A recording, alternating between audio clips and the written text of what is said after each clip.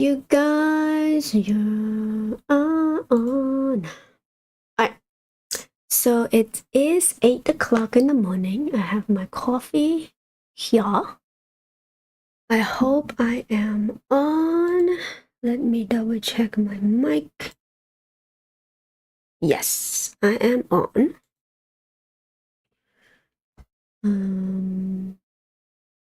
Let me go to my channel here. And so I edited some of the blips on my last live stream, so you can't see it here. But yeah, I'm sure you guys gonna be able to find it soon. But let me pop this up here. Hi Sharon, what's up? What's up? What's up? Good morning. Good morning. Good morning. How are we doing today?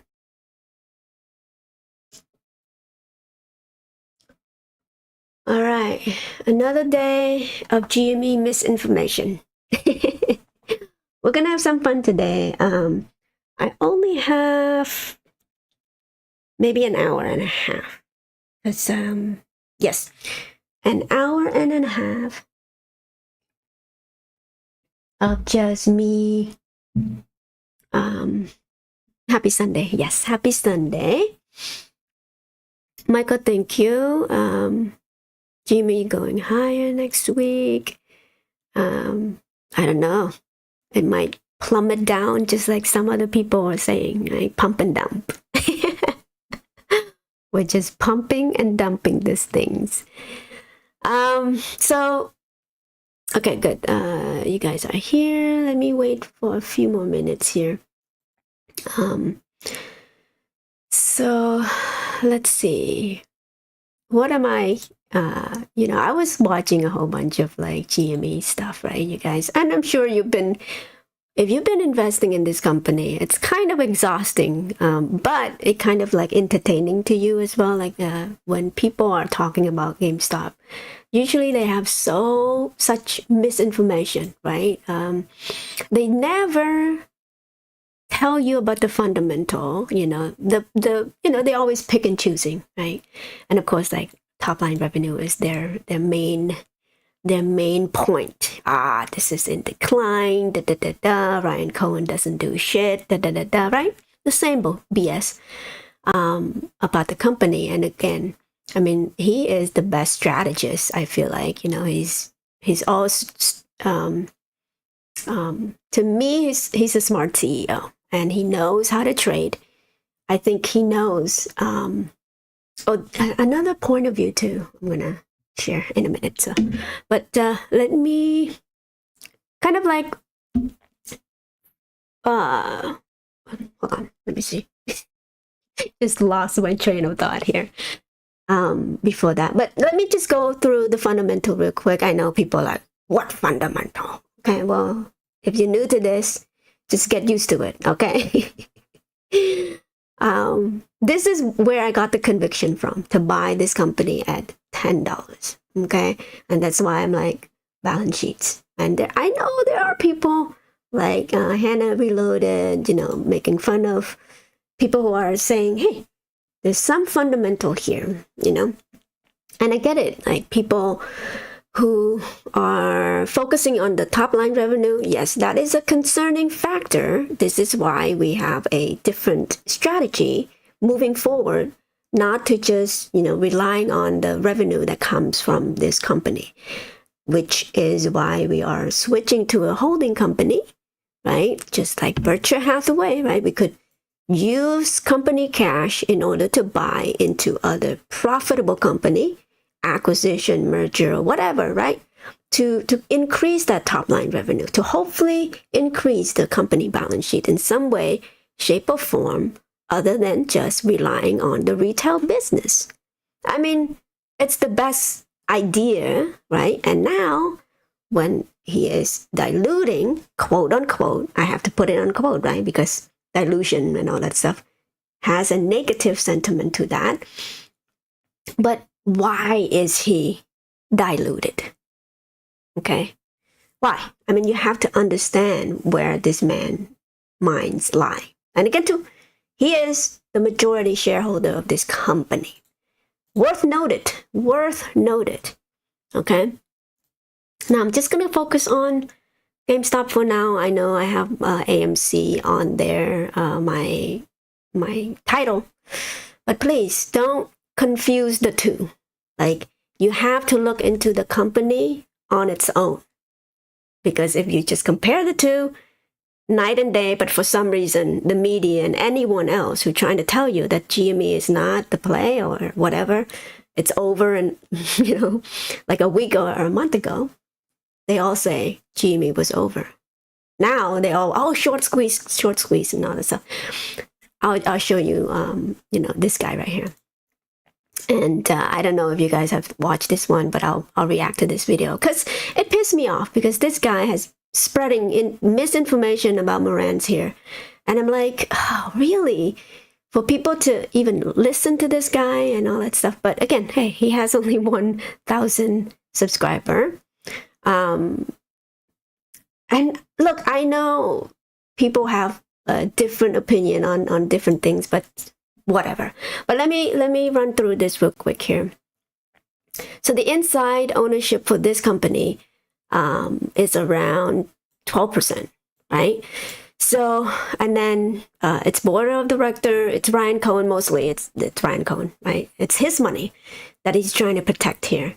So currently, the institutional ownership used to be around 23%. I have to double check on that one, but it has been increasing slowly.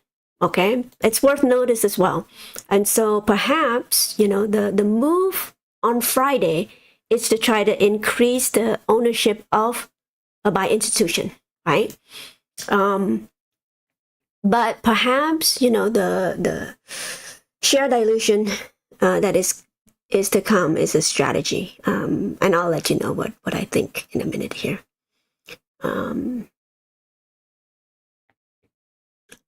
Okay, so worth notice that I'm sure there's going to be a forced buy-in at some point, because again, the company has a clean slate here moving forward. Okay, so current liability. This is what Moran has pointed out, and this is important because you have twice as. Wait, hold on. Current asset is 2 times its liability. It's the highest it's ever been, in the history of the company. Worth noted. Look at the debt to equity ratio. It used to be 0.5. Now it's 0.45. Slowly but surely moving down. So that's good. Net cash has been down a little bit. Not too bad. It used to be $600 million.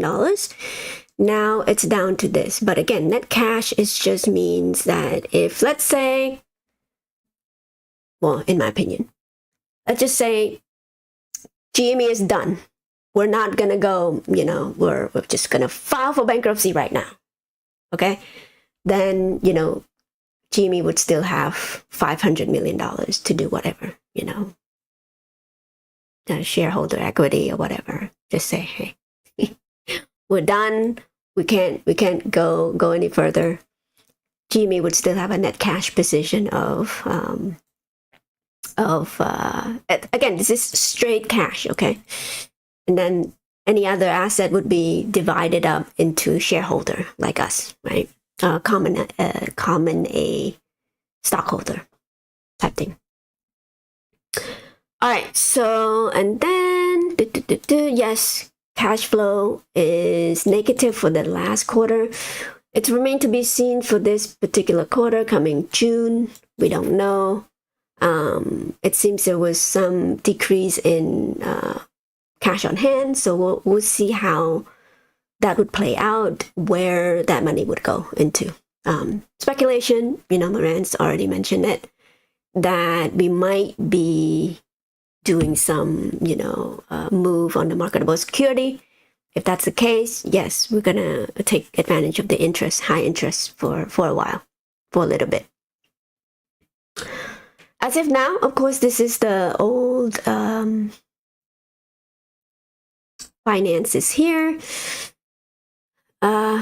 We've seen these numbers before. Now I want to bring you. Actually, let me go to my spreadsheet here.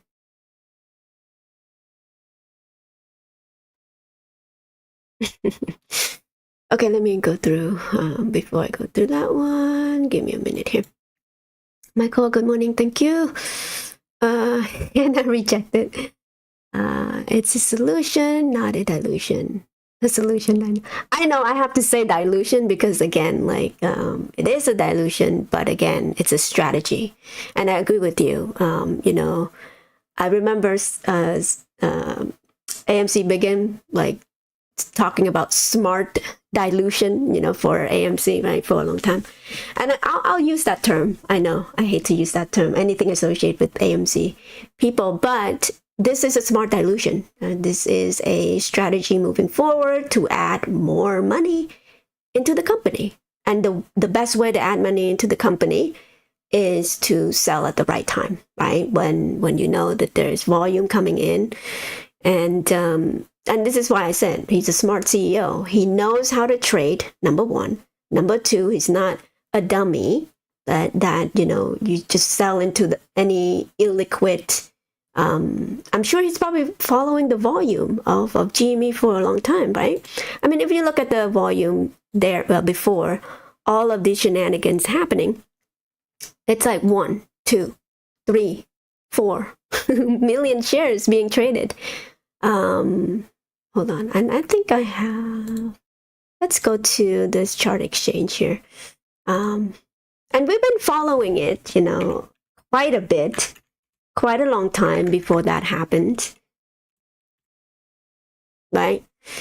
And nobody covering it because they thought it's over, right? They thought that, there's no squeeze, there's no FTDs, and I'll show you the video real quick too of that one. We'll have some fun with it though. Okay, let's see. You see all this volume beforehand? Like non-existent, right? Non-existent. So let's say Ryan Cohen needs some money, right? Like whatever, what to dilute over here. I'm sure Adam Aaron would have diluted it over here, right? So that's not a smart dilution, so to speak. So if you are diluting into the volume to come, you know, and as a smart CEO, he knew about the gamma RAM, he knew about the, you know, dark pool activity. I'm sure he's monitoring that too, or have people to monitor dark pool activity. He's not a dummy. He's part of the, you know, club, well, quote unquote club, but he doesn't join in the, you know, or club, whatever. He understands, you know, how these people work, and of course, yeah, he's taken this opportunity too to, you know, again, improve the health of the balance sheet even more. That's just how I feel. But, you know, if you are bearish on this company, you're going to say, yeah, you know, it's an excuse. You know, you're just a back holder and all that stuff, right? The term that they used to make GME investor feels terrible for a long time. Three years, they told us, you know, you're dumb holding this company. Why would you buy at this price? Sell now or you would never see your money again type thing, right? So again, this is why it's better to have your own conviction to see, okay, I see all of that information, let me kind of aggregate it and then come up with my own conclusion, right? I think that's the best approach for people who are jumping into this train, hype train or whatever, to understand what is the truth about this company, and not listening to any other people that are pumping you other play. And if you want to jump on the other play, make sure not to come back and say, oh, GME is a scam, that's why you're missing out. Right? So let's say this is a pump and dump, right? Pump and dump, that's what they say. Sorry, I shouldn't say that. Because it's not. I think, again, this is why all of a sudden we as Ryan Cohen. Sorry, why am I losing my train of thought? Okay, so what I'm trying to say is that this is exactly why Ryan Cohen is here to take advantage of this particular run. Is it going to, hinder the squeeze? Perhaps. I don't know what's going to happen. But to me, remember, all of these dark pool activity is not in the lit market. Okay? Imagine if there's more volume, coming into this stock that are in the lit market. Where do you think the company share is going to go into? I think it's going to go to the live market, lit market, right? Because I don't think, those 45 million shares is going to be traded in the dark pool, right?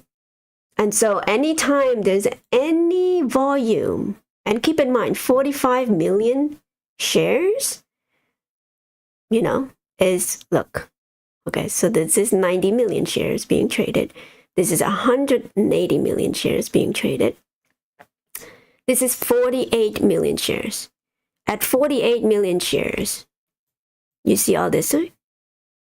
Okay, hold on. Right here. Oop. This big candle right here. So I promise you I have a point here.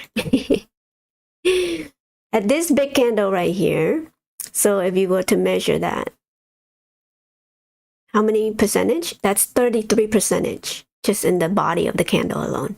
Okay, so that's the volume, that is the trading volume ranging from that price. Now, if 40, no, this is, I think I got the wrong candle here. Right here, 48 million candle will push the price up to this point.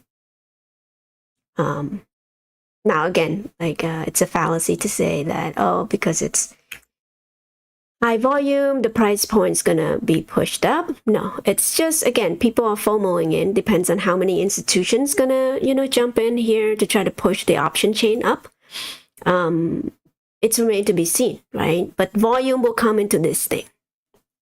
But even with that small little price appreciation there, that's 10% from the bottom to the top. So think about it. If Jimmy is able to capture some of that gain somewhere around here, when the volume is a lot higher than this, 200 million, 300 million shares being traded, because they're chasing, people are going to chase that for 45 million shares on the lit market. Because, who's going to be buying? Of course, retail is going to be buying. Other institution, they might not even, care to take advantage of the share per se, but the option chain is going to go crazy. And that's in turn going to affect the price as well. There's been a lot of premium on the $100 strike price. So let's see if there's any, Twitter thread here about GME. So let's see. Unusual well already. Rowan Kitty manipulating. Yet this week, Senator is trading option on the company. See, look at that. Nancy Pelosi hit all-time high. See, there's inside traders everywhere. And this is just a commentator of how the state of our governmental official doesn't do anything to benefit the middle, the majority of people who actually are hurting because of the inflation. Why? Because they are 100 millionaires who are working for billionaires, and then the billionaires that are in the U.S. senator right now, they are working for people up top, right? The trillionaire, I bet. Like people like Jeff Bezos, right? You think that he's the richest man, but There's actually, I'm sure there's like a trillionaire somewhere hidden that you don't know about, like, like the Vatican, for example. I don't know. I'm just like going to the conspiracy theories here. I rest my case. No, I'm just kidding, honestly. I don't know, but again, it just, the progression of who are these people we're actually working for. But at the same time, working class has been taking a hit for a long time.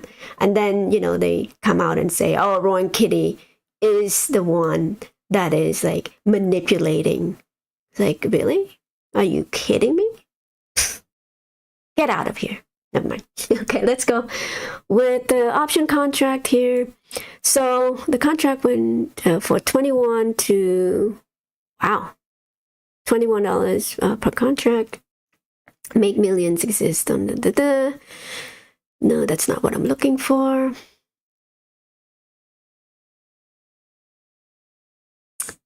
Okay, so let's listen in. Now, this is since the beginning, right? This man is from the future. Can't doubt him.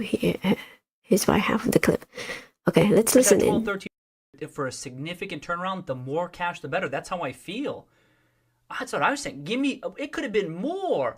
Certainly, if it were an offering, if there were a share offering announced and they were issuing shares at $12, $13, $14, I agree with this take. I'm on board with this.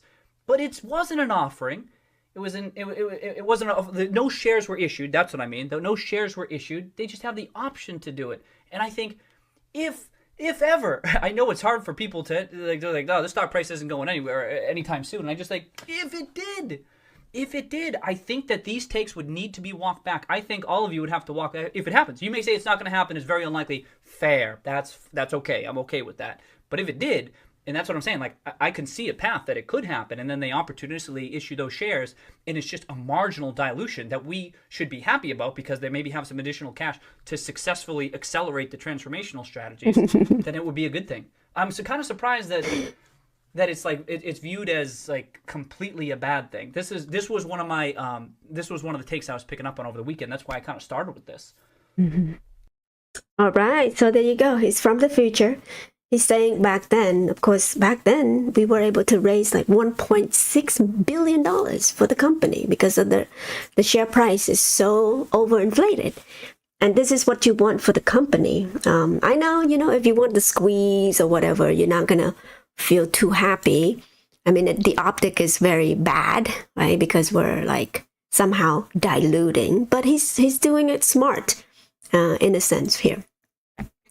I hate to say smart dilution, but this is a strategy. That's what I'm trying to say.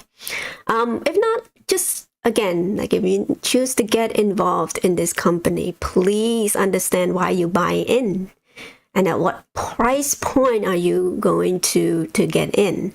Don't just FOMO. Don't just, Again, I know it could be fun for you, but please don't bet your life saving on this. As an investor, obviously I'm dollar cost averaging down and I'm sitting pretty right now because I'm not sweating because I don't need the money currently. Well, I mean, I'm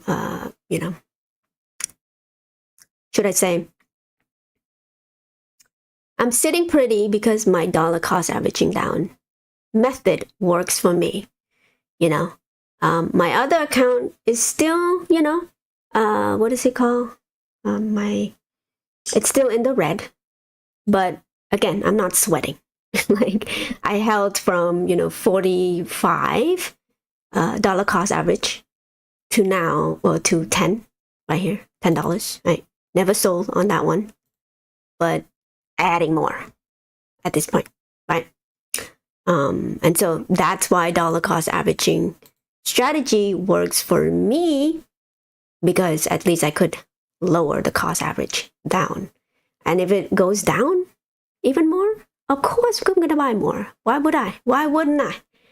I mean, but anyway, I'm just preaching to the choir here. Okay, sorry. Please sell and forget GameStop now. Yes, if you are here just to like, invest in some, get rich quick thing or get rich quick, then do. I mean, go away, right? We don't need people like that type thing. sell it. He is paid by PE. I don't know what PE is, Jay. Michael to the moon, run, Jimmy, run.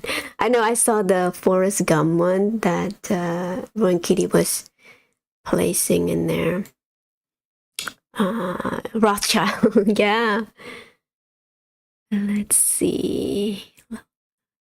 Okay, not overinflated. It's special company. It's worth what it is based on. All details. On all the details. Of course, yes, I know. I mean, I have to say overinflated because, like, fundamentally, obviously, balance sheets and all that stuff kind of important to me, and again, this is why I have the conviction to buy at a certain price. And of course, I have to be sticking true to my strategy in going into this company. Because otherwise, if I jump in at like 100, 200 and 400 or whatever, or at the all-time high, which is 120, I wouldn't feel as good, right?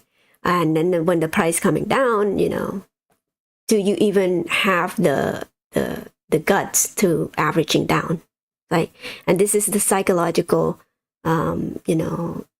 way for a market maker or anyone to kind of scare you out of the position. But anyway, so that's why I stay grounded in the balance sheet itself. Okay, at what price point do I think it's undervalued? At what price point do I think it's overvalued based on the balance sheets? And if the company moving forward gonna be able to raise more cash, that's gonna get more to the bottom line, meaning the book value and all that stuff's gonna increase. So I'm gonna increase my price based on that as well. So like I experienced in my last live stream, it's just a smart way to do things, and so that way I have the longevity to hold the company for a long term prospect of it, right? That's just my perspective here. Now, as far as a playback and all that stuff, I have I explained before, I have my trading accounts and all that stuff. So that price movement, I'm going to take advantage of that as well. Depends on how high it's going to go. Have to stand in the reality a little bit here, because I've been holding it for 3 years, so close to 3 years. Coming this November of this year is going to be 3 years for me.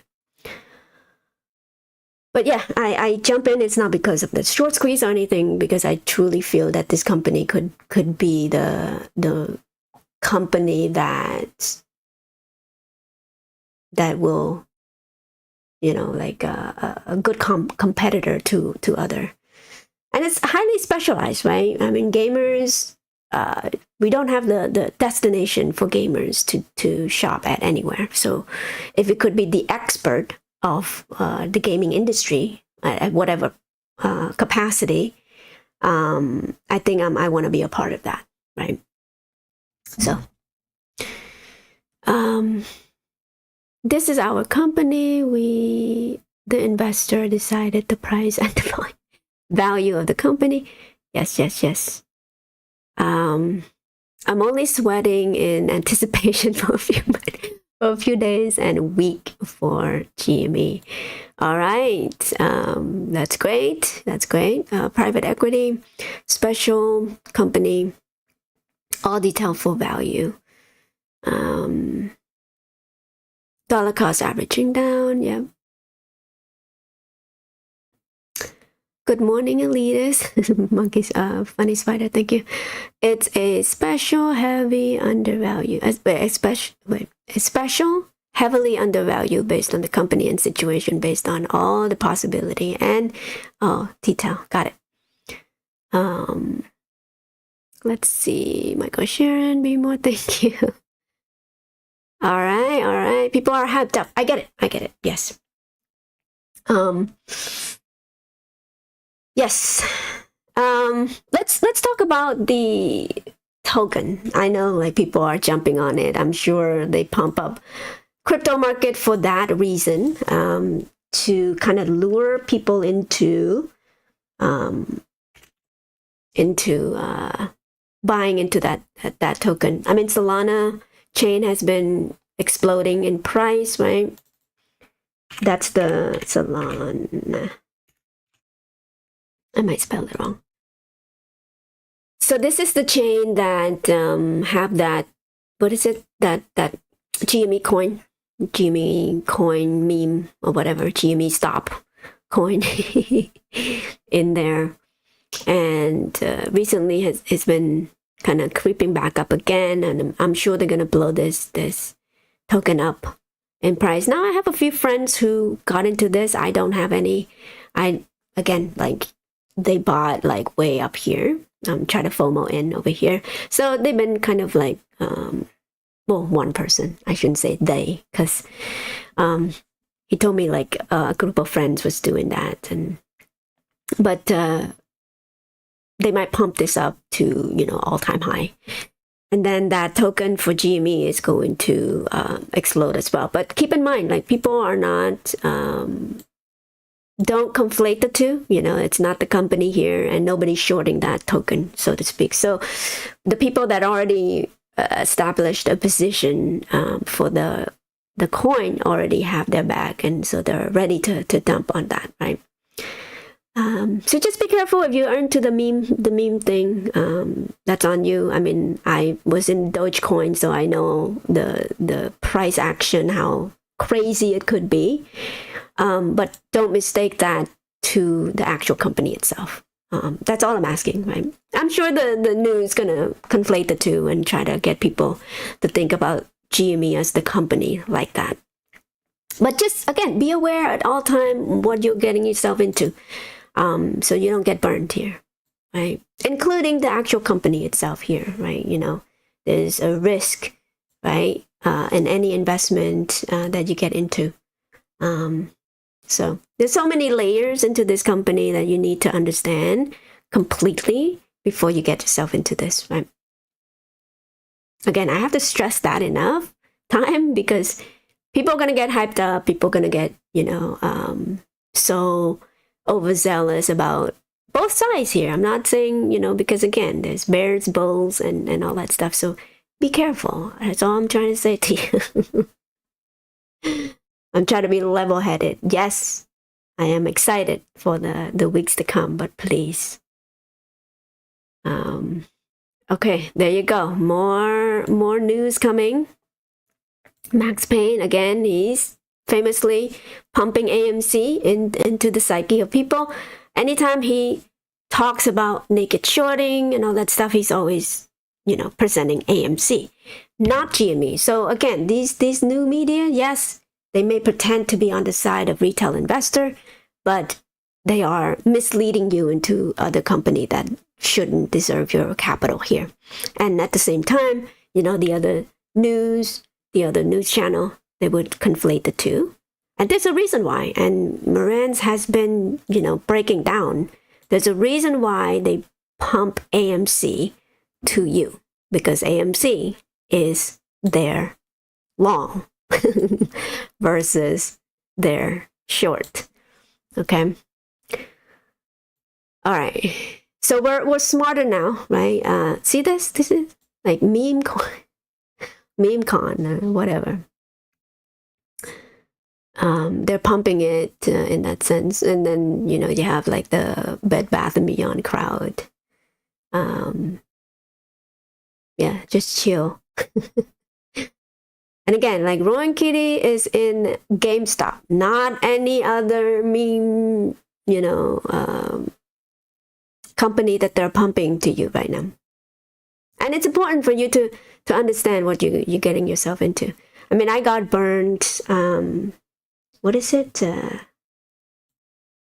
That TikTok thing. Oh, BBIG. Yeah, I got burned on that one as well. A couple $1,000, not that much.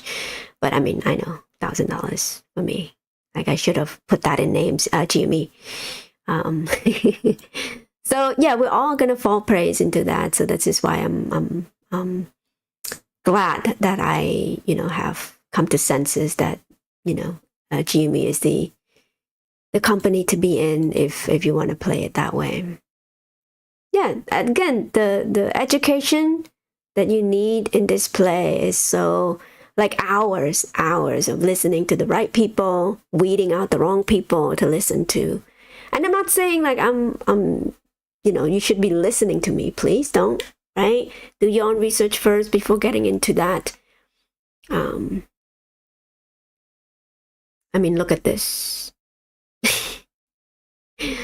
People are just pumping. But anyway, so I'm sure you could do your own scrolling there. So let's get to the what I was gonna say here. I know I was kind of like sidetrack here. So back to the fundamental. Okay, so we've got a preliminary, balance sheets already. So this is where the number comes from, and so this is a trailing 12. Okay, so currently, if the company is lose around $37 million. How do I know? Well, if you look at the filing recently right here. Okay. And I use the most conservative one, right? So right here, so 27 to 20, geez, sorry, 27 to $37 million right there, right? So I picked the highest one just in case, and then I picked the lowest one for the worst case scenario. Okay. So that's why I do it that way. And then I picked the lowest one for the cash on hand as well. Doing that way, just to again have the profits margin a little bit lower than the actual one, just in case something's coming up. But also too, I pick the expenses to be the highest one. That's why it's $300 million there. Okay. So with that though, we will be able to post trailing 12 of $20 million in the plus. That's good, right? Better than $6 million. Remember the people that were like, oh, we have to wait another 1 year for GME to make $6 million. Remember the naysayers out there that try to mislead you to think that this company is doing nothing, right? It's not bringing in money and high enough money or whatever. Completely missed projecting the company earnings and what leadership has been doing for the past 3 years. It's nothing short of miracle, in my opinion, right? Hey, I've never run any multi-billion dollars company, so don't take my word for it. What I'm waiting for is the number, the actual number. Okay, so with that though, I'm sure they're gonna park somewhere, because we know from this quarter right here, when they announce, they actually have some money into marketable security, which is I think right here, $200 million and 77 million, sorry, $277 million in the marketable security. And so what I know from this as well, right here, this quarter, we had less than that. So from that, I could kind of assume, right? Again, this is an assumption, that we might be able to pull in around $10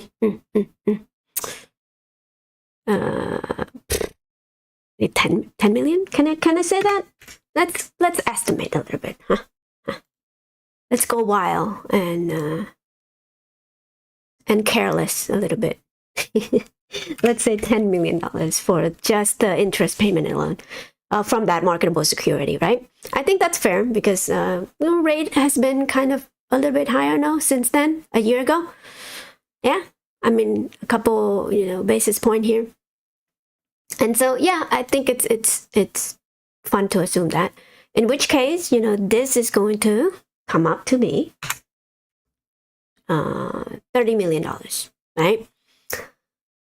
I know they're up in arms about, oh, that's not fair because they put that into the marketable security. Really? That's not fair that they're making money quarterly? because of this. Come on, like really? Okay, so again, this is quarterly based, not sorry, not trailing 12. I should put this over here. Never mind. I think it's the wrong thing here. And then we would be able to do this. I'm trying to add this together, you guys, so that's why. This is a trailing 12. I forgot about that one. Trailing 12. I know I'm being boring right now. I'm sorry, you guys. I mean, this is my life saving here, okay? So you need to be boring to at least know what this company is about to do for the world. Okay. Nah, I'm just like half joking, half kind of exciting about this. Again, I'm trying to tame my excitement so that I'm not going to get burned on this. Tempted to buy some call option on Monday, but I'm going to try to stop myself. Okay. I'm saying I'm tempted. Okay. Oof. But anyway, all right, let's do this. So for this one, marketable security, for the trailing 12, that's pretty substantial. You know, if they could pull $10 million from this particular coming quarter. And so that's the trailing 12. Last year, it's around like around the same price point there. But yeah. Okay. And it seems like this particular trailing 12 for quarter one, okay, again, based on this preliminary result, we could see that we are cutting close for the year trailing 12 here, $11 million short of, the whole year. So that's not too bad. I mean, come on, like top line revenue fall down like crazy, but we'll still have the operational operating expenses is close to touch that gross profit. pretty substantial there. So maybe 2 more quarters will be in the positive trailing 12 for the operating expenses versus gross profit. Now, of course, every quarter is different. I mean, if you look at the past quarter 1, quarter 2, you see we've been kind of like coming down. Again, this is the difference between expenses versus the gross profit, right? We want this to be positive. Positive means good, negative means bad. But if it's only $11 million versus this, or $40 million for the quarter versus this, that's not, I mean, at least they lose less money. But on top of that also too, if you say, for the net profit, because it's taking account the interest income and all that stuff too, then they lose a lot less than this. But the number that I want it to be positive is down here because it's raw, right? Meaning that, it's from gross and expenses. It has nothing to do with the marketable, the other investment activity for the company. And again, it just shows me, okay, how much are they selling? How much are they profit off of the sale, right? So we want that. But we're not quite there, as far as like the, you sell the items and then come back for you in the positive. So when we do pose a kind of like equilibrium on the, and I would argue $11 million is pretty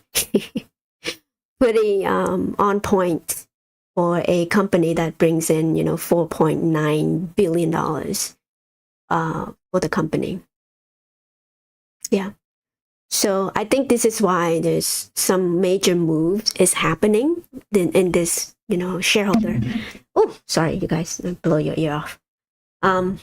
This is why I think there's a big move coming in. So, all right, let's stop with the boring stuff here. I know I am so sorry to have to sit you through all that, but it's an important number to look at. Like, again, I'm not an expert on this. Okay, please, I just learned this myself because there's an analyst out there, that are not telling me anything about this company. Right? You could say that they're lying about it, but anyway. So for the past 3 years, nobody wants to analyze this company, so I can't even take any analysts seriously. And so that's why I learned to kind of like, okay, let me look at the number myself to see if it's actually true. So currently, I think I pointed this out before, Wedbush already increased their price target to $7. Wow. Amazing. From 5.6 price target to $7. So even the bear of the bears is creeping up again. So I'm sure at some point, they're gonna realize what this company will do for them. It's probably another 2 or 3 years for them to realize, or come back, or institutional will come in to buy into the company. Perhaps again, this is why they're slowly inching at, chopping at their institutional ownership. But by that time, they need to buy it from us, right? Because we own the float. Are we? I don't know. Possibly. Okay, so currently, book value is still at 5 times. So I'm still at the point in which I'm willing to add more to my position here. So at $22, and I'm sure they're gonna try to bring it down again. But let's look at the price point real quick. I know the chart is fun to look at. I get it, excitement and all that stuff. But I still think that they might do this complete gap fill here, because if you look at the gap, it hasn't been kind of playing out. So see this gap right here? So the bottom of that, if I zoom in a little bit here, it's right there at I'm going to change the color here to a little lighter green here. So just be on the lookout for that. It's going to try to feel that. So 1750 is the lowest. So I'm going to try to have some dry powder to do that.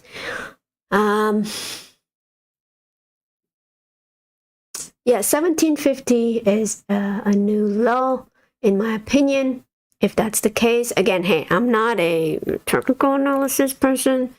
So if you want that video, you could find other people here.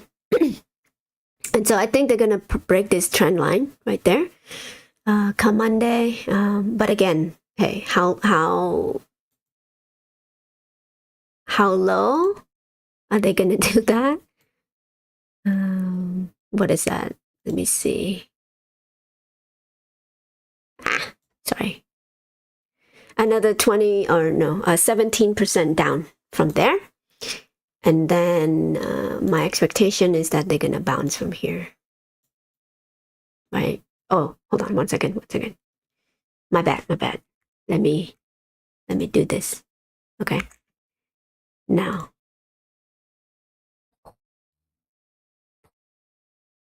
Boom. Crash. That's my dream, right? I want to get more share. That's why. No, I'm just playing, you guys. I don't know. Again, don't take this as a trading advice. Please. I'm just doing this for fun, okay? Now, I mean, it's possibly, the trend line, people hyped up, get burned, selling off. I know Tonko natives want people to sell off, right? Bounce, perhaps bounce back at 15. Is it possible? I don't know. Is it possible? Anything could be possible, right? So the dream is that, why 15? Because that's before the earnings. That's a major, I don't know, liquidity, major support, because that was before the earnings, the last earnings that we had. A good one at that. We're profitable for the first time. They didn't want us to bounce off of here. So this is why they have to pay for this shenanigans. They think that they could scare retail out of the position. There's a lot of people being negative about this at this moment in time, like very negative sentiment. And this is why when I make video, it's like, hey, this is the best time to buy when people are so desperate, so, you know, what is it, pain, no pain, no gain type thing, right? No, the sentiment was, this company is under, this company is trouble, this company right? The same thing right here, same. This company is diluting, Adam Aarons is this and that, oh, Ryan Cohen is the same. Taking the same playbook as Adam Aaron, not knowing anything about the company balance sheets, right? Again, they believe the hype on the other end as well. So be prepared for all of that onslaught of negative sentiment. Again, either way, you know, will the company itself sell the share at $15? Well, let's see if they do that. Let's say they panic as well, the company, right? I'm talking about the actual company, not the retail. Let's say they panic and sold the share up here at around, it's like $15, right? Okay, hold on, let me do 15 here. And then you have $10. Let's say Ryan Cohen is so dumb, right? Selling GME at $10 and $15. Okay, so how much would he have for the company then? Even the worst case scenario, let's say it dropped back to $10 and the company sold right here. That's still $500 million, you guys. So again, worst case scenario, we'll have $500 million to the bottom line of the company.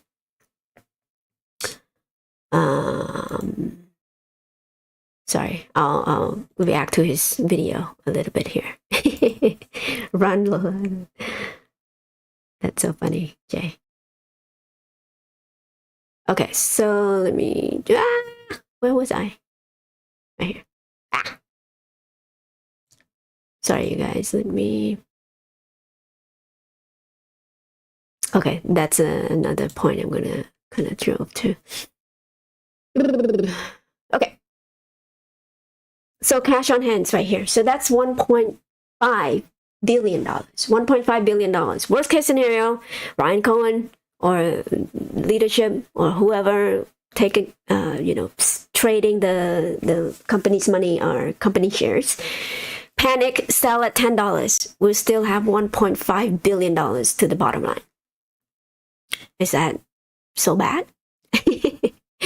So 1.5 would give the book value a lot higher than $4. At this current situation, hold on, let me see. What is that per share?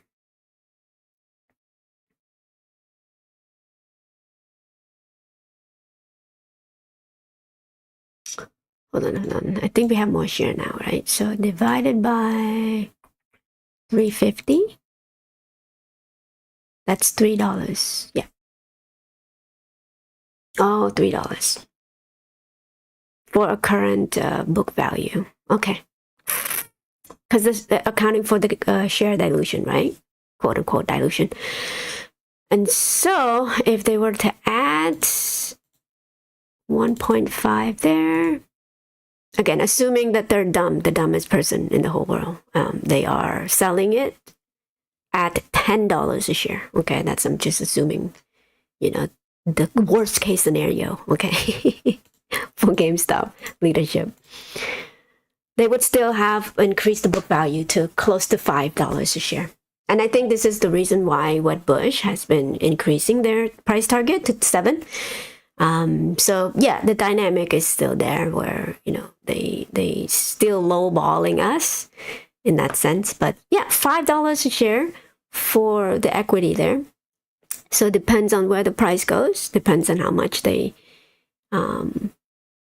bring in for this particular share offering. You would get a book value of higher than that, than $4. So that's good for shareholders regardless, right? Shareholder equity, is important. So I'm just assuming I'm taking this cash on hand right here. So, but it could be a lot higher here. Yeah. Because the last time when they do the share offerings, where was the book? Oh, right here. The shareholder equity increase. Right there. Right there. So that's the highest since Ryan Cohen got in. So will we be able to exceeding that? If it exceeding that, of course, the company is going to be more valuable. In terms of the balance sheets, I have to stay with that theme here. So anytime any money that comes in, we want it to exceed this price point here. So let me just, for my own self, take note. Now, I should put it on the green. Why? Green. Okay. So that's what I'm looking for the next few months here. So in which case, my assessment on things here, let me see. This would change. So the $50 stop buying strategy would change according to my own. Again, this is my own strategy here. So I just think that, sometimes you gotta prepare for this type of thing. And then this is gonna go up in value as well. So anything below 20 currently, 22, I'll buy the same rate, and anything between the 22 and 50, I'm gonna buy at a slower rate. And I do this because, again, 22, Ryan Cohen got in at $10 million, right? He bought at 22. 50 because it's 10x the book value. Okay, so that's why I do it that way. Now, if the book value increase, of course, I'm gonna increase accordingly too. So that's why that metric here is important to me, right? Keep in mind, this is no goodwill value, and so this company has run without any intrinsic thing. Now, if they were to add on something, the company or whatever, this goodwill might change. Depends on what company are they buying into, what investment they are getting into using the company's money. And so that's remained to be seen. Acquiring some company or merging it with some company, I don't know if it's going to be something like this. But anyway, I wouldn't be mad if they drop it to 17. Just saying, of course, nobody's mad. We've been accumulating like crazy when it comes to this company. Of course, like over here, I was like, I wish I have more cash, right? And I know this because, again, trading, technical, and all that stuff, it's playing in a role. And of course, the option chain, which I want to kind of take a look. But let me go through the comment. Come on, Lola. I know Michael. Michael gets so excited about this. Hey, Manuel, what's up? Howdy. I like your transparency. Oh, thank you. I appreciate that. Again, this investment has been, my pride and joy type thing for a couple years now. And I've been talking about it in my personal life and here quite a bit. I just like the story, obviously. There's a lot in this company that is, it has so many layers. And it's fun. It's fun for me to do. But at the same time, you got to be grounded in reality as well. There's a lot of hype on both sides, right? And whoever wins, I'm here for it. I'm here for it. And I think the Bull is going to win out on this one because Ryan Cohen is not here to play. He's here to build a legacy for this company. And that's what I'm believing. That's what I believe in. But at the same time, you have to play all of these runs as well. Some people are going to make a lot of money. Some people are going to lose a lot of money when you're betting down, up, sideways, or whatever. They're going to join in. And institution is the thing. I think that's what the media is trying to tell you, that or try to mislead you to think that, oh, this is just retail based, has nothing to do with the fundamental of the company. Well, the fundamental of the company has improved. There's been a lot of short positions, whether it's zero dated call option being sold like crazy. And who are selling those? I don't know. I've heard about like naked call option being sold. Wait, isn't Webull the one that? Hold on, I think I had Webull, but a couple weeks before GME Run, I didn't pay attention to it back then because I was like, oh, now you could do this on Webull. So let me.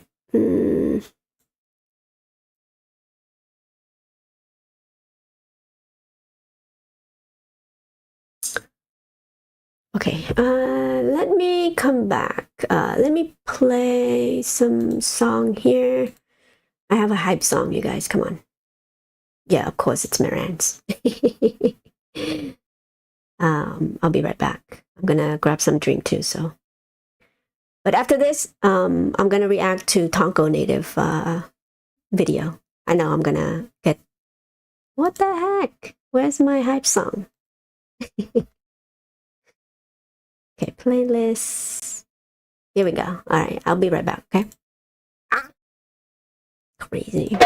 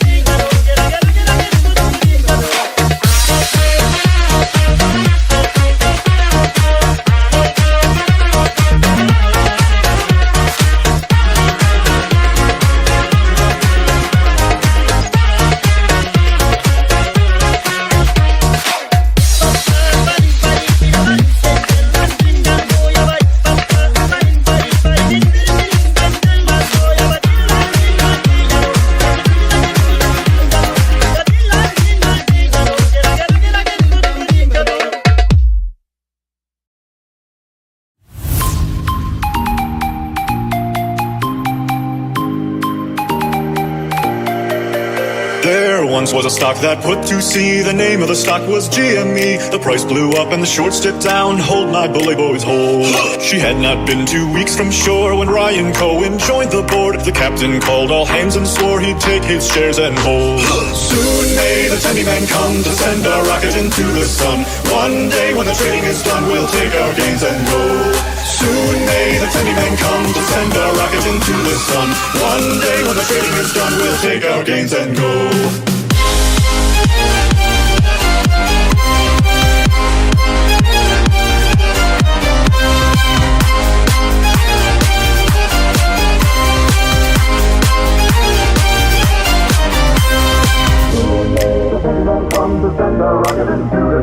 One day when the trading is done, we'll take our gains and go.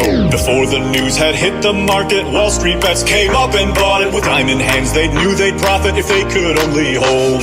No deals were cut, no shorts were squeezed. The captain's mind was not on greed, but he belonged to the artist creed. He took the risk to hold.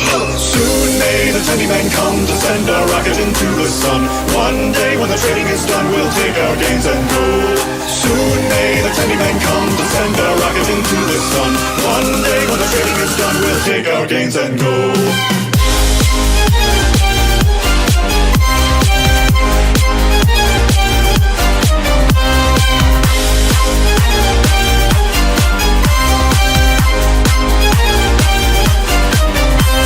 For 40 days or even more, the stock went up then down once more. All gains were lost, it was looking poor, but still those traders did hold. As far as I've heard, the fight's still on, the short's not squeezed and the gain's not won. The penny man makes his regular call to encourage the captain, crew and all. Soon may the penny man come to send our rocket into the sun. One day when the trading is done, we'll take our gains and go. Soon may the penny man come to send our rocket into the sun.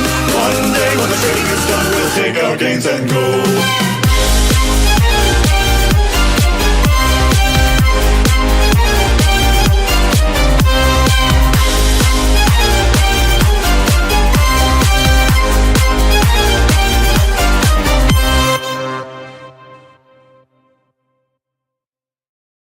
Going to the fucking moon.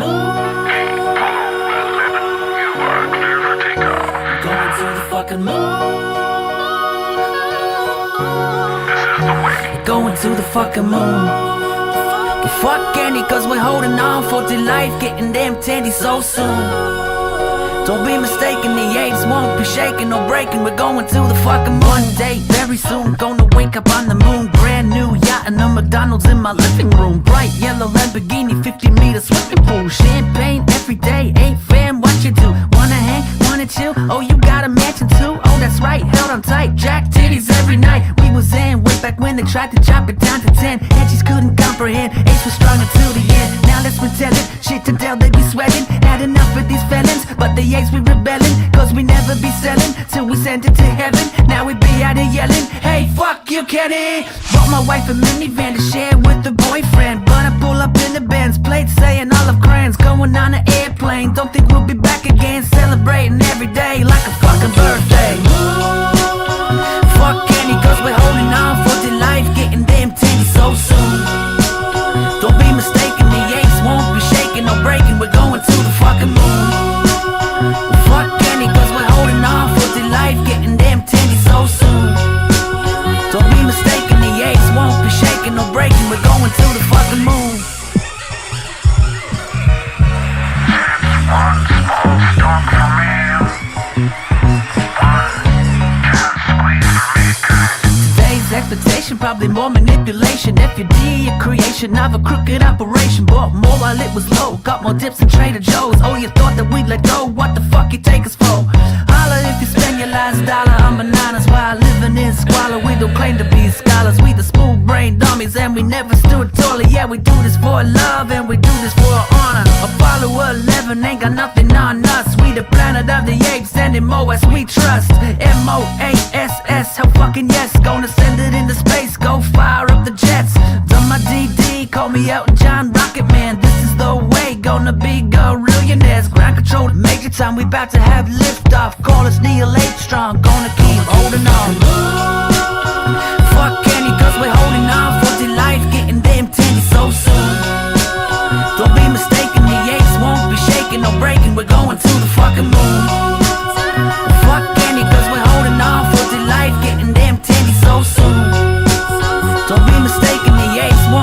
shaking, no breaking. We're going to the fucking moon.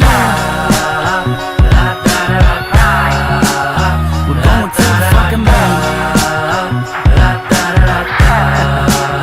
We're going to the fucking moon. We're going to the fucking moon.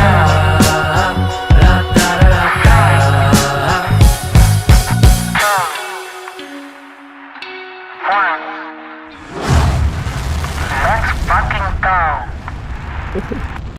All right.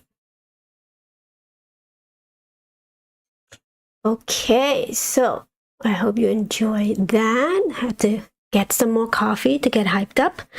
Now I have, while that was playing, I was looking for that new announcement on Vibo.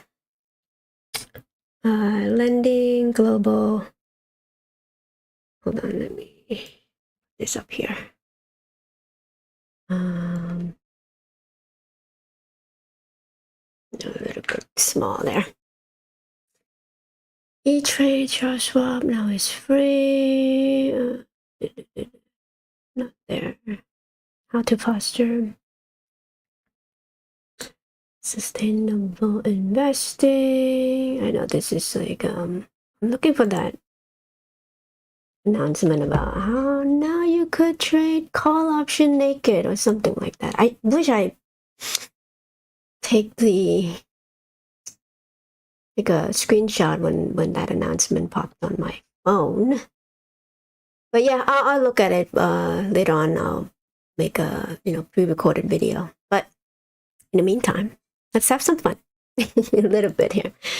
So I was watching this earlier, and of course, you know who this person is. And I just feel like there's a misinformation, of course, Moran's has been a kind of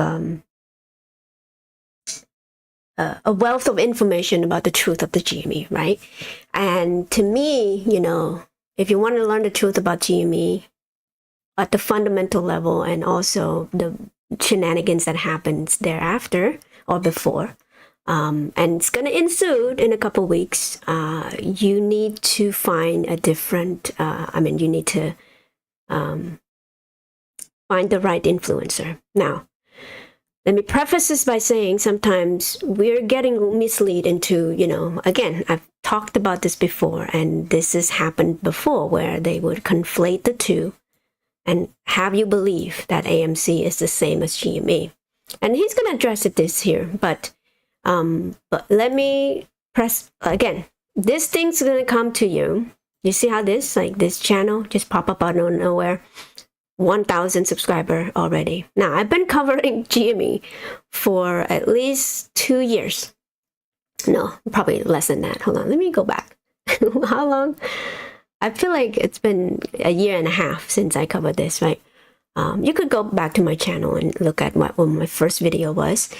I don't hardly have any subscriber, but for some reason, a no-name, really? Now they're pumping other stuff. And I've seen this kind of pumped in Moran's channel and all that stuff again. So they're trying to get you into other play, right? Other meme stock. And again, when this is blowing up out of nowhere, right? Look, the price spike already. So let's go to the chart here. Again, I don't know anything about this company, so I might be wrong. But if you look at the balance sheet of the company, so let's look at that real quick. So we know what's going on here. Hold on. What is this? My EIE. Not even there. What the hell? Is it a stock even? What is this intelligent here? Really? Is this the chart that he's telling you to do? Okay. I think that's the company right here. All right, so let's take a look at it. The same playbook, right? Because it worked before. That's why they do it. That's why they do it this way. It worked on GME and worked on AMC Investor, right? They got roped into those things. So many new pops up. Yeah, again, and this is why channels like Moran's is so important, because he's been grinding. He's been telling people to be careful. And to again, okay, so let's take a look at this. When was this pumping? Around May 10th, right? Or let's see, spiked in volume right there, boom, boom, boom. Let's say May 13th, Monday, May 13th. When did GME pumped? So around this week right here, okay? So historical evidence of the shenanigans that happens here. All right, so Roy and Kitty didn't come into the scene until around here, I think. They already bought the call option. I'm sure call option was going crazy already, and then they pump it using the media. Now, I don't know if Roy and Kitty knew this, and again, there's been speculation that his account was hacked. I thought that too initially, and so that's why I was tempting my excitement. But also, it could be true that he saw the option chain, the whale alerts, and all that stuff. And I'm sure because he is a trader, he's aware of this company, he knew that it happened before. And so he just, want to have fun with it. Okay, sorry, lost my train of thought. So this is, okay, May 13, right there, Monday. So those stocks is going to be pushed into the media. I'm sure Charles Payne is already up for it. The same, the same playbook here. So that's that. And then for this particular one, May 13. All of a sudden, this company out of nowhere being promoted by new channels that has 1,000 subscribers, right, already. And again, I've been here for quite a bit talking about GME. I have 100 subscribers. No, I mean, come on, something is afoot here. And again, this is why I kind of try to cautious people into going into this play. Not to say you can't make money on it, just don't conflate the two, because you might miss out on the fundamental of GME because of all this shenanigans, right? Because when people lose money on these type of company, they're going to blame it on GME, saying that GME is a pump and dump, when it's actually a good company to contend with in the future. So again, those people, please, if you're here watching my video for the first time, know the difference. And so people like this guy are not going to mislead you into thinking otherwise, okay? Now, he's a trader. He's trading in and out and all that stuff. Great on you. If you see the price fluctuation and you take profit and all that stuff, great on you. Because, that's how you make money in the stock market, right? But to say that somehow GME is just the same as AMC, it's totally two different leadership, two different company, two different strategists, right? Strategy, two different, I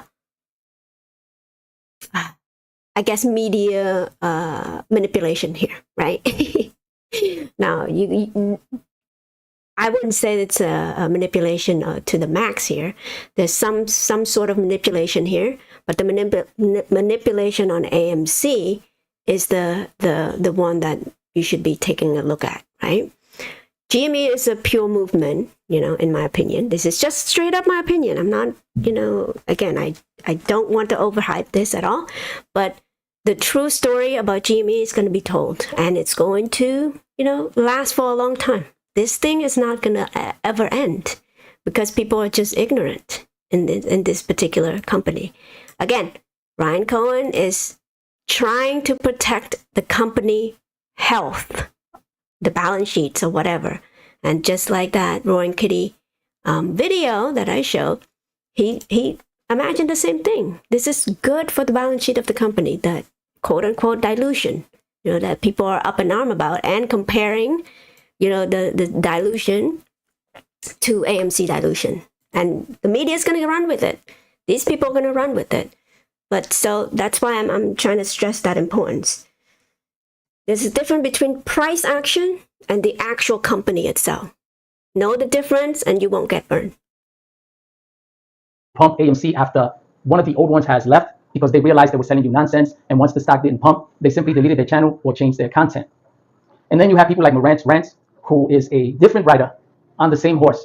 He's just a different pumper. Now, keep in mind, let me give you the attention. Okay, hold on, let me make sure. Yeah, I thought my microphone was off again. This video was made in April 10, and I think this is why I have April 10 right here. So again, this guy make video about how GME is just, you know, and again, this is not before the run, right? The negative sentiment on this company is real back here. They don't want you to buy it at this low price, really, right? And so this guy, you know, every so often, you know, even before this particular video that he made, it's like, you know, the short squeeze never gonna happen. You know, there's no FTDs and all this in this one. It's like, again, negative sentiment, not knowing anything about the actual fundamental of GME. He conflated with AMC, thinking it's pump and dump. And this is his mistake, right? Or the mistake that he wants other people to have as well. So be knowledgeable about it. Know the difference between information. But the person that you could trust the most is yourself. And again, this is why I do what I do. It's because I had to learn to do it myself, right? Come with on your own conclusion. Look at the numbers. Do you like it? If you like it, invest in it. If you don't invest in it. What price point are you willing to buy? What price point are you willing to hold on forever until the end of time? And so do not get burned on this, okay? It's important. Selling you the same nonsense as AMC pumpers. The difference is that, according to him, he does more than everybody else. He works harder than everybody else. And he's simply an overall amazing person. It's true. I've been watching Marantz for years, okay? It's true. He never asked for anything. Asked for any followers, subscriber, or whatever. He's just telling the truth about this company. He invests in Gamestop for a long time as an investor. Yes, he bought in, you know, with the hype along with everybody, but eventually, you know, he averaging down. Learn more about the company. Learn more about Ryan Cohen. Learn more about leadership. Learn more about a whole bunch of other stuff that you might want to take a look at this. For some reason, this guy chose Marantz Rants to attack. Why don't he attack many other, you know, influencer that pull you into AMC? Think about that. Why this guy who's been grinding, which is true. What he's telling you is true. Now, he's becoming more follower.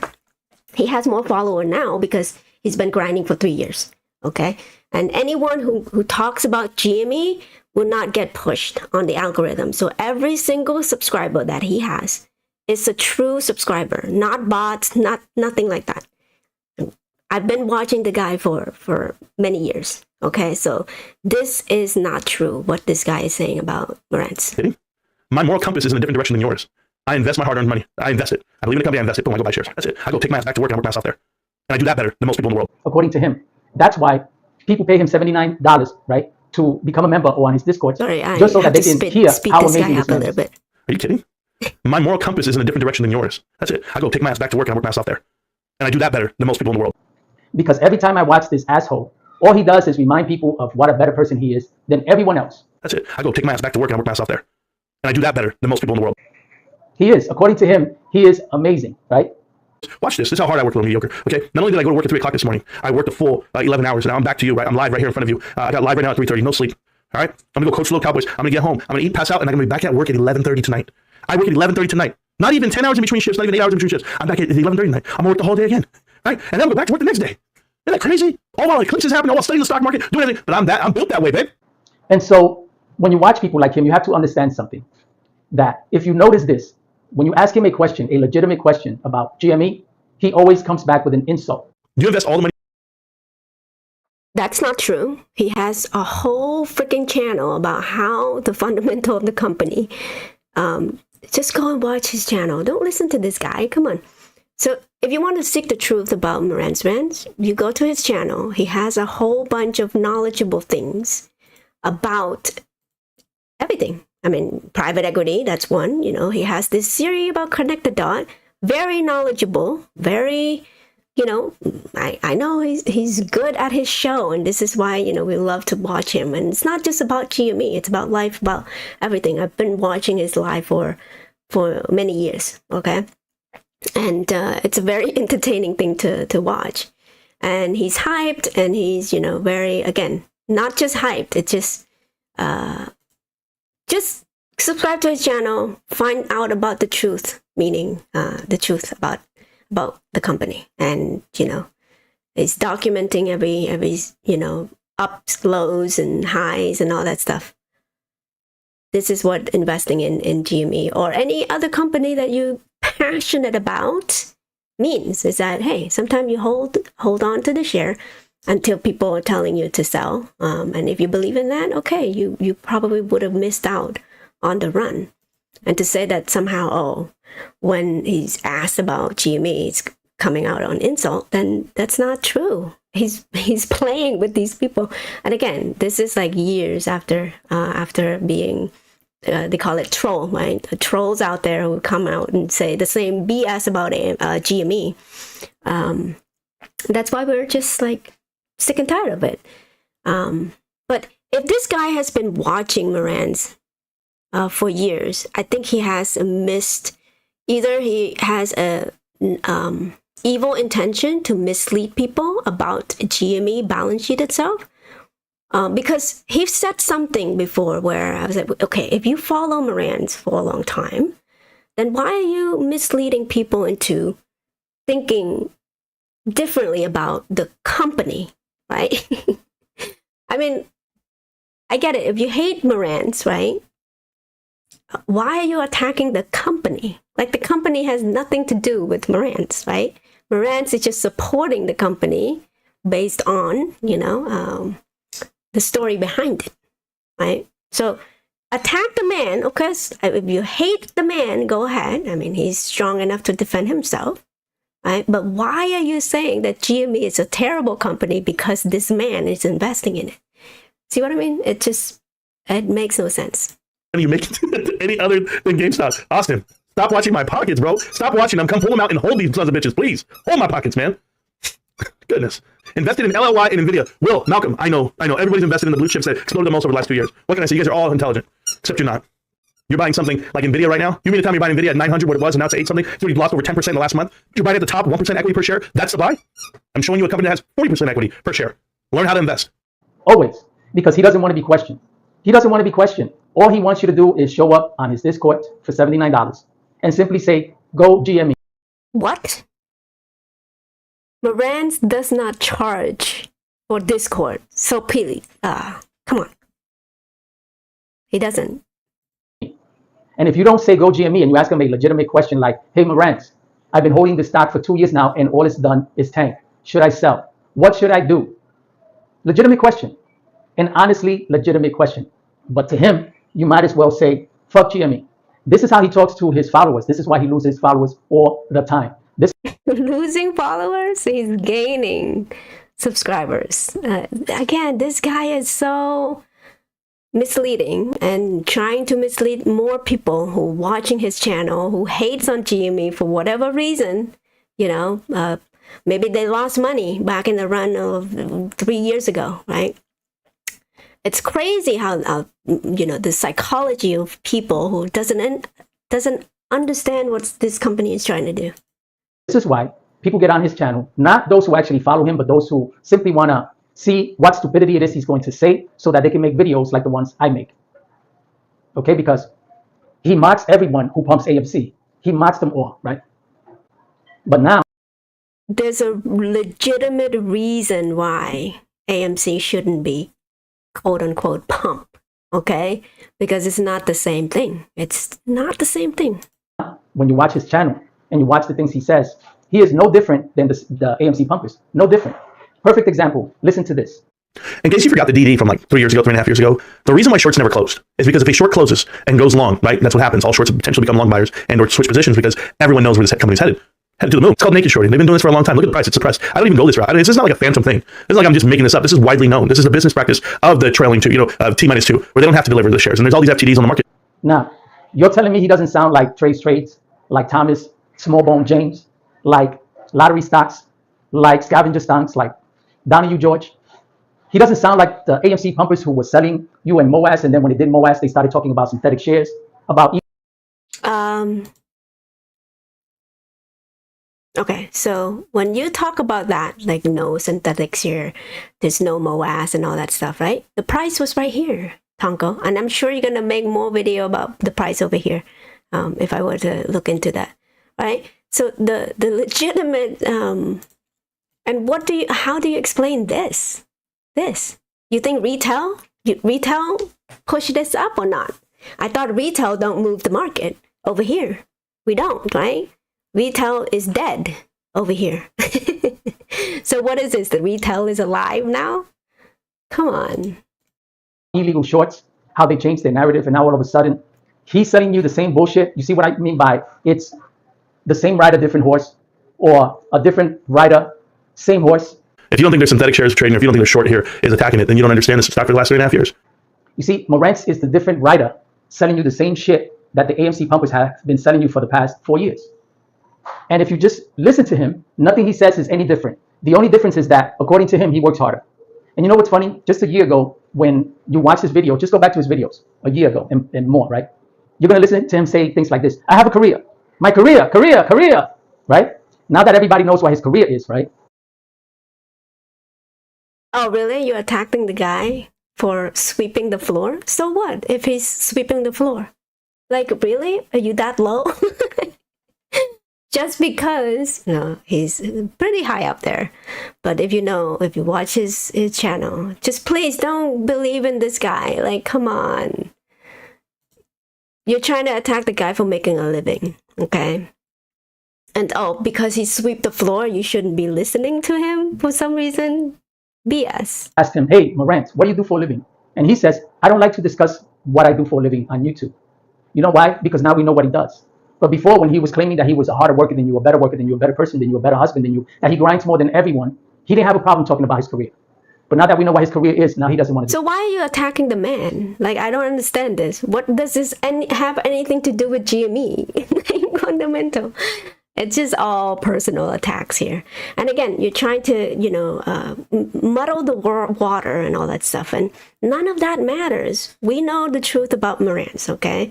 And for people who are just listening to this, like writing in the comments and all that stuff, I'm sure it's all, it's craziness, right? But again, this video was made when the price was over here. And this is why I think, like, this is my thought, okay? Just my own opinion here. There's a concerted effort to, for the media. I don't know if this guy is being paid to do what he does. Again, to have 1,000 subscriber right away. I'm not mad that I don't have 1,000 subscriber, but I've been covering GME for a while, and my subscriber base is only very low. Like, that's probably due to my personality too, because I'm pretty boring and at the, hyping up everything. But my point is that, any good video about GME has never been pushed out to the masses, while the other stuff, like I just showed you, this guy right here, just pop out of nowhere. Now you have 1,000 subscriber right away. And again, they're talking about this company, no-name company that nobody talked about. Okay, that's another thing. Let's do away with the Tonko native. He'll have his opinion about whatever.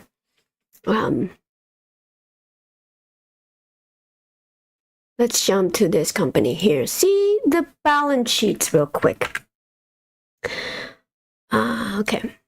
I think this is the company. Okay. Because I haven't taken a look at this company before. So let's take a look at it together and see what's going on here. Of course. Look at that. Really? It's the same freaking playbook. So please, if you watch, like trying to day trade this company, understand what you're buying into. Don't believe in the hype.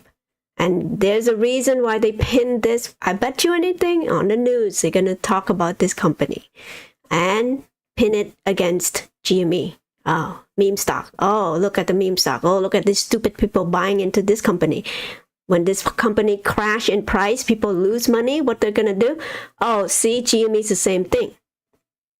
Okay, so understand the psychological warfare that you have to go through as a GME investor. Okay, or at least thinking about getting into GME. And again, Ryan Cohen reputation is on the line, and he's doing everything he can to protect the company's balance sheet, to protect his asset. Okay, and in turn, if you are a shareholder, you want this type of company leadership in your corner. Okay, so this is the balance sheet for this particular company. Cash on hand. Let's do the income. Look at this. Really? $500,000 revenue. Okay. Losing freaking what? $22 million. And you're telling me the price is going to pump like this? Like this? Come on. And the same playbook, dude. The same playbook. Look at that. They're pumping it to you. Shitty company.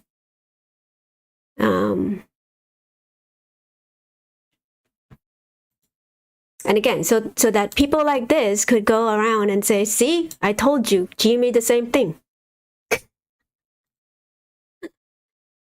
Ay. Okay, so let's take a look further down.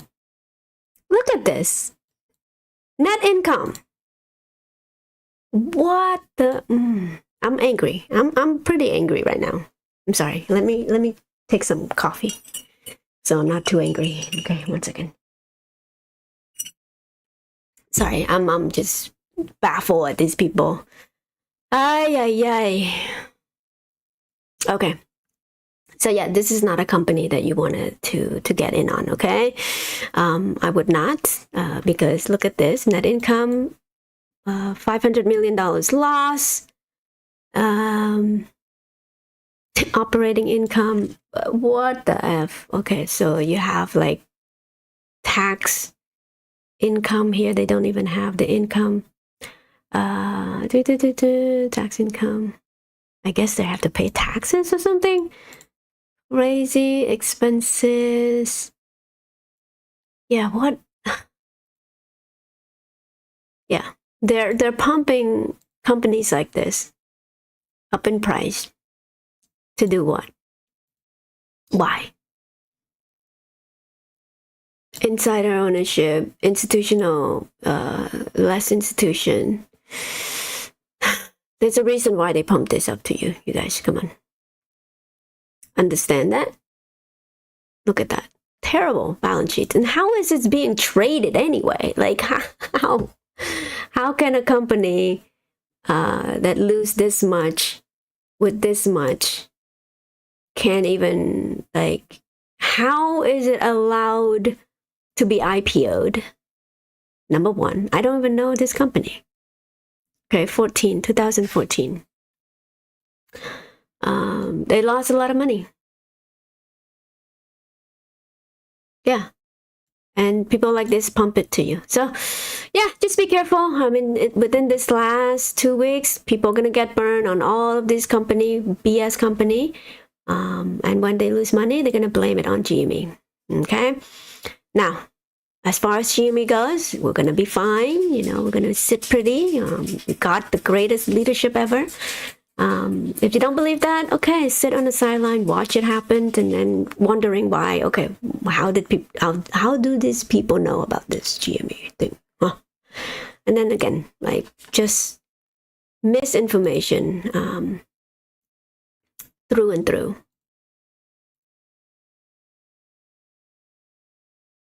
Okay, and then what else? Okay. Yeah, close to 10 o'clock, you guys. I know you've been sitting through me having fun with this guy. Okay, so this one right here, I have a couple more minutes to go. But yeah, so he's just, bashing on Marantz. Has nothing to do with the GME fundamental here. He just hate the man, because somehow, it's a battle between, Marantz and Tonko Native here. But if you want to know the truth, subscribe to Marantz or don't. You don't have to. Just watch his video. He has a lot of lives, okay? A lot of entertainment here. We have fun over here. But most importantly, there is a Siri. I don't know if he put there, right there. There's a lot. So go look, search for the truth yourself, and you'll be sitting pretty, or at least knowledgeable about private equity playbook or whatever, right? Okay, so that's there. Oh, okay, so this is 20 hours ago, right? This is after the run. So now all of a sudden, now he had some other video saying that, he sold at $23. At what point did he buy into it? That's what my thought was like. Okay, so if you've been monitoring GME saying that GME is not gonna mow ass, right? For some reason, it's not gonna mow ass. That's the past video.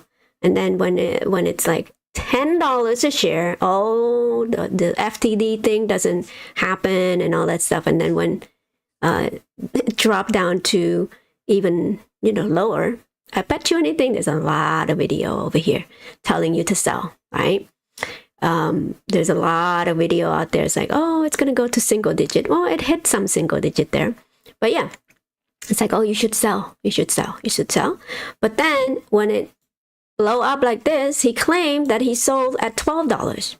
Okay, so at what point did you buy into Tonko Native? Like, did you ever tell your follower to buy into this at all? Like, so if you sold at $12, the next video that you made, you said you sold at what, $33 and never look back. That's your next video. So at what point did you buy into, or do you have a naked short position? The ability to short it naked or something without any shares whatsoever? Like, you see what I mean? So I don't know. I don't know if he's actually, buying and selling. There's no price point that he ever talked about. Never, right? I've been kind of following him quite a bit, but he never talks about when you should be buying into GME. But all of a sudden, when it runs, he sold, right? So, well, you have to establish the position first before you could sell into the run, right, Tonko?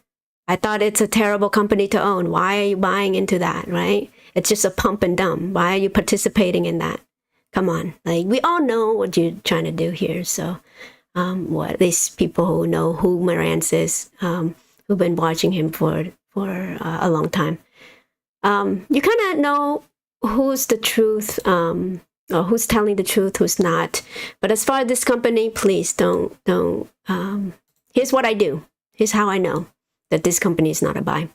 There you go. Look at the balance sheets. Is this the company that you're buying into?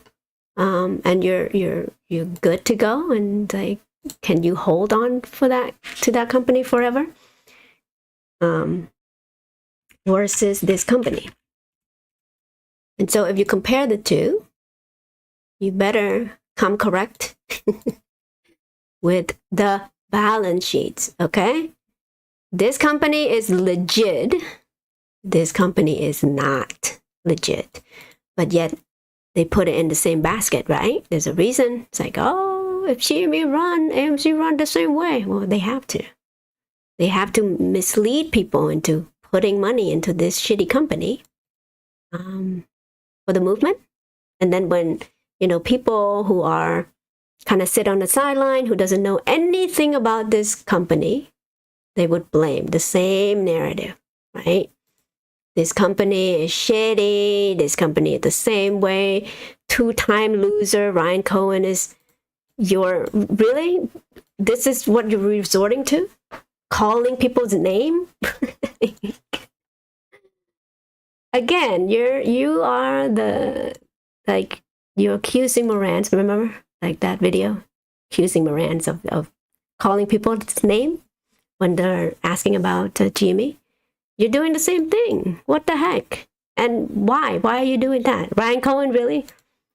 Again, Ryan Cohen is doing what he's doing to protect his own asset. Okay? This company is his company.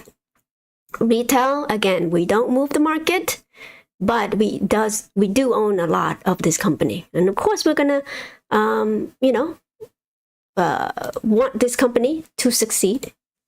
And we want this company to win, whether, a growing pain of holding through the losses right here, right? Holding through the transition, that it could be painful because of the economy. The economy is not doing well. I've been telling you all about that, many videos ago. I have a channel here. See, my subscriber is really low. I've been in this I think my first live was like, I don't know, when did I become brave enough to go on live? Was 7 months ago. So, and the second one was a terrible scream. So I was like kind of learning as I go. But yeah, so it's all about learning for me. And also too, before I went live, I do have a lot of video as well. 1 year ago. So I've been following this company quite a bit. And this is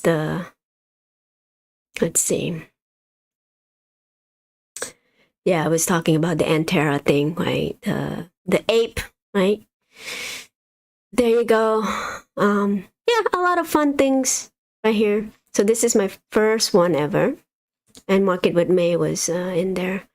But that was the split, and that would give me the confidence to not even participate in AMC. So yeah, Christmas of 2022. That's when I established, right here, I said I own GME and not AMC, right? And there you go. I mean, this is how learning about the investing world means, is that you have ups and downs, and whether a subscriber, again, anyone who talks positive about GME does not get pushed out at all. But for some reason, no name company of this magnitude somehow get a subscriber of $1,000 already. And so there you go.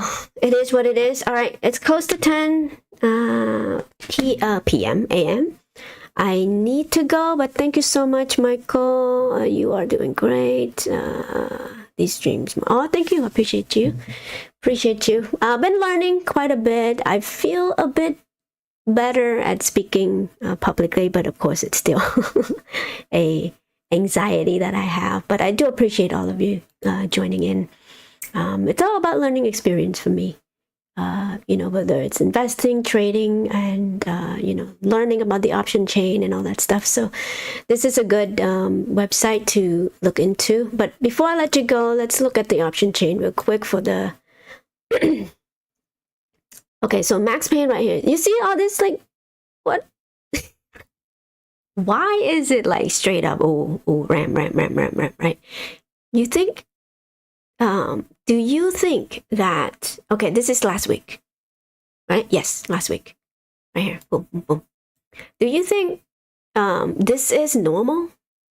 No, this is, I bet you anything, algorithm buying call option, selling call option. to retail investor right there. So all of this premium is going to go into, attacking the stock again, or, I'm sure that's their liquidity in order to do whatever they need to do in order to bring the price down.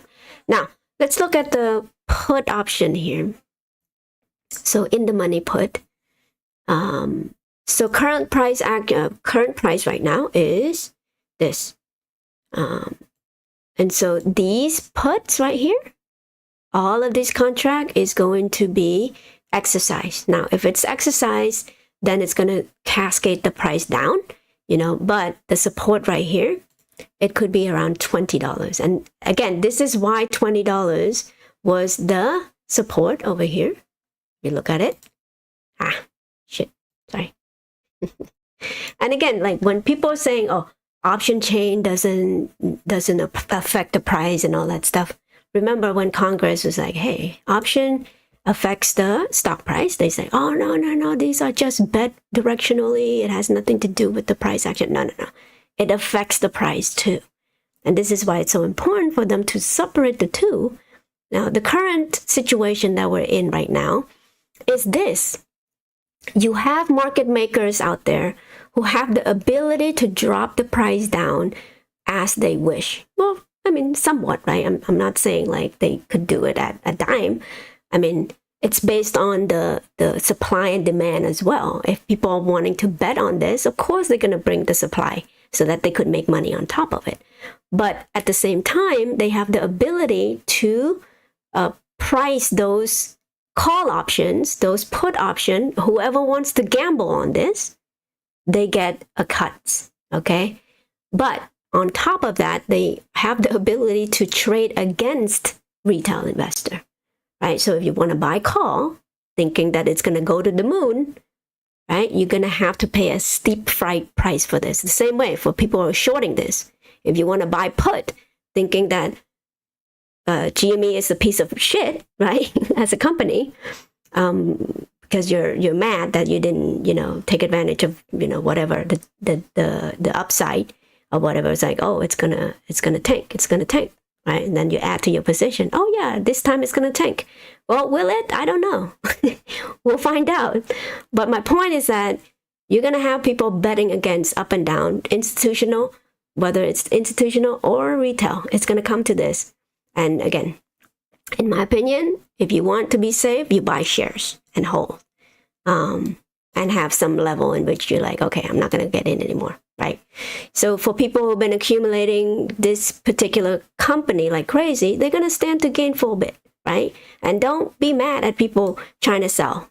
Like, let them sell, because that's what's going to give them the liquidity to send the price even higher. See what I mean? Because again, you need that consolidation type thing, right? You need this type to, number one, bring people to attention. It's like, okay, falling wedge or whatever, whoever the trader, technical analysis people, right? And when they see that opportunity to send the price higher, they're going to do it. Institution or the like, right? If people are like, oh yeah, GME is done for, they're going to short at this price point. They're not going to know anything. People who are, again, bear, bull, or whatever. And good luck if you are shorting this naked.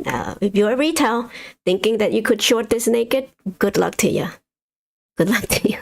Because I'm like, okay, that's risky, okay? And if you think like, oh, listening to people like, oh, my put is printing, good luck to you as well. Because the put is going to be expensive here. Okay, let's take a look. I'm sorry, I'm sidetracking. Okay, so let's look at the other option chain for a bullseye, right? So for the bull, there's call option here. Why am I clicking on this? Sorry. So in the money call option, there's like 16,000 contract right there. So the next level, okay, this is the pass, sorry. So that could get exercised, right? But it seems like the put has more. There's a lot of contract up here. So my thought is that 20 is probably the support. If not, if not 15 is going to be the support, because that's has the most contract there. Okay, so let's look at next week. Next week. Okay, look at this. So if it stay above here, now this could change at moment's notice because more contracts gonna roll in, you know, a short dated one. And so that's why they have those whale alert thing, right? To see, okay, what contract are they buying like crazy? To try to, again, push the price up. Usually, you know, when institutions are you know, ready to send the price up or bet it up or whatever, they would buy an in the money call option, right? Like right here. So let's say, hey, we're ready to send it higher. They're gonna pull in $100,000 worth of contract in the $20 strike price, right? Or even like just right here, boom, right? The same way with the puts. Okay, so if you look at the puts right here, boom. Okay, 7,000 call contract is right there. Now look at the max pain though for this week. It's 21. Max pain is, just so you know, it's a price level in which market maker make the most money on call option. Okay, because, you know, puts, calls, and all that stuff, they make the most money if it drops anywhere between 21 or 22, right? Give or take. And if that price is sending higher, then they have to move, they have to do something, either buy more shares from the market to hedge themselves, right? That's why they call it gamma ram and all that stuff. And so that's going to send some price higher.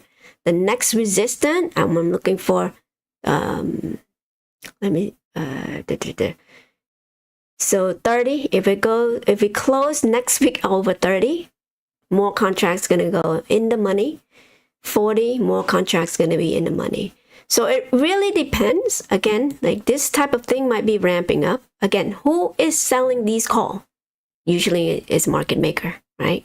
Remember the video, last live stream? I, like George Gammon kind of explained that. This is institutional. Like institution are selling those naked call, or again, like perhaps getting retail to sell their covered call, right? And so that's why they send the price up, because when you sell the naked call, you need to go to the market eventually to deliver those shares. Okay. Now, let's summarize a little bit here. I know I'm kind of been on for a bit, but I just want to see this real quick. Okay. All right, in the money, lots of there. So far, you know, if you go 2 weeks out, you might not see much there. So $20. Max pain and all that. Okay, so max pain has been pushed up. It's been at 10, 15, 13 for quite a bit. So yeah, the gamma ram, I mean, is it possible? If you look at the short volume, you know, the 4% of it was short exempt, but 4% of this volume is 1.6. They don't have shares, you guys. Like how are they able to kind of attain the price?